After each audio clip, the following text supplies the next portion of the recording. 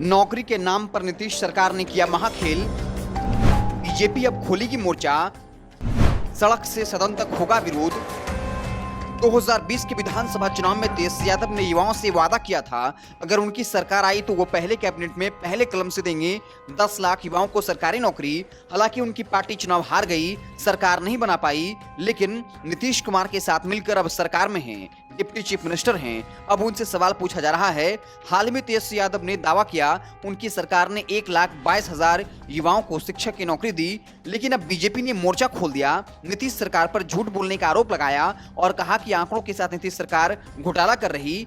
बिहार सरकार ने मात्र 30,000 नए युवाओं को नौकरी दी, 50,000 तो पहले से नियोजित शिक्षक हैं। इसके अलावा 15,000 बाहर के राज्यों के युवाओं को नौकरी दी गई है। इसके अलावा कई और तरह के नीतीश सरकार द्वारा खेल किए गए हैं और बाकायदा बीजेपी एमएलसी नवल किशोर यादव ने साफ कर दिया है, सड़क से लेकर सदन तक बीजेपी नीतीश कुमार के इस महाखेल का, महाधोखा का विरोध करेगी। पूरी कहानी क्या है आपको बताते हैं, उससे पहले गुजारिश है, चैनल पर पहली बार आए हैं तो सब्सक्राइब करें, वीडियो को लाइक करें। सरकार का खेल समझिए। बिहार सरकार ने बीपीएससी के जरिए करीब 1,70,000 शिक्षकों की नियुक्ति की प्रक्रिया शुरू की थी। कुछ दिनों पहले इसका रिजल्ट घोषित कर दिया गया। बीपीएससी ने बताया कुल 1,22,000 अभ्यर्थियों को टीचर नियुक्ति में पास किया गया।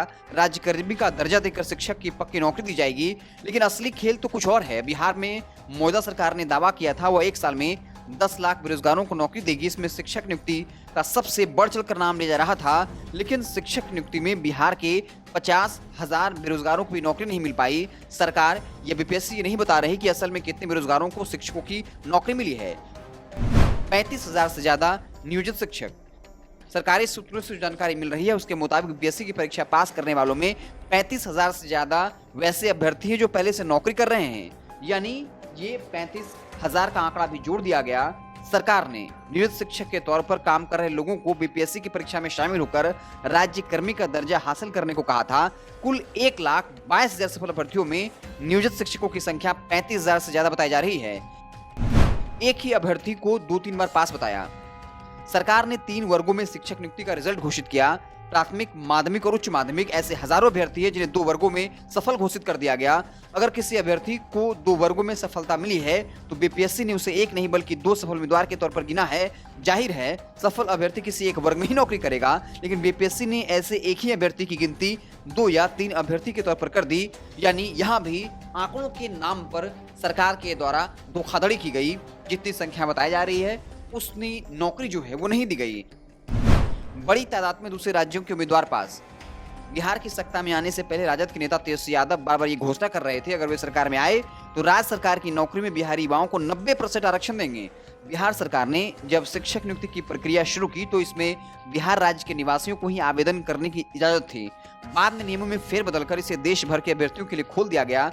सरकारी सूत्र बता रहे हैं कि बिहार की शिक्षक नियुक्ति प्रक्रिया में 10,000 से ज्यादा दूसरे राज्यों के अभ्यर्थी पास हुए। शिक्षक नियुक्ति में एक पेच और है।